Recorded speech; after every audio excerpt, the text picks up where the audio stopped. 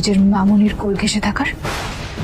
এবার দেখো তাহলে তোমাকে আর তোমার মামুনিকে আমি কিভাবে জব্দ করি। গৃহপ্রবেশ সিরিয়ালের আজকের ফুল পর্বটি দেখার জন্য তাড়াতাড়ি লাইক ও সাবস্ক্রাইব করুন। সাজকে নিয়ে শুভলক্ষ্মী তার জন্মদিনের সকালে পুজো দিতে যায়। তখন সাজ বলে, জানো তো মামুনি, প্রতি বছর আমার জন্মদিনে তোমার সাথে পুজো দিতে যেতে আমার খুব ভালো লাগে। শুভলক্ষ্মী বলে, আমি তো তোর জন্য সারা বছর প্রার্থনা করি। সাজ, তুই এবার ঠাকুরের কাছে কি চাইবি?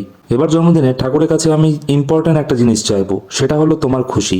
মামুনি, তুমি সবার সামনে তো কাঁদো না। আমি জানি সব সময় নিজের কষ্ট চেপে রেখে সবার সামনে হাসি খুশি থাকো। সাজকে ঘিরেই সবাই আনন্দ হই হুল্লোড় করে। দূরে বসে আরিয়া দেখতে থাকে আর ভাবে, আমার ড্যাড তো এমনটা করে না আমাকে নিয়ে। সমিত সবার জন্য জামা কাপড় নিয়ে আসে। মোহনা বলে, আমরা সবাই আজ নতুন জামা কাপড় পরবো। আরিয়া ভাবে, কত ভালোবাসে সবাই সাজবাতিকে, আমি তো কারো ভালোবাসা পাই না। শুভলক্ষ্মী বলে, সাজ, জন্মদিনের সব থেকে বড় কাজটা করে নাও। বড়দের প্রণাম দিয়ে জন্মদিনটা শুরু করা উচিত।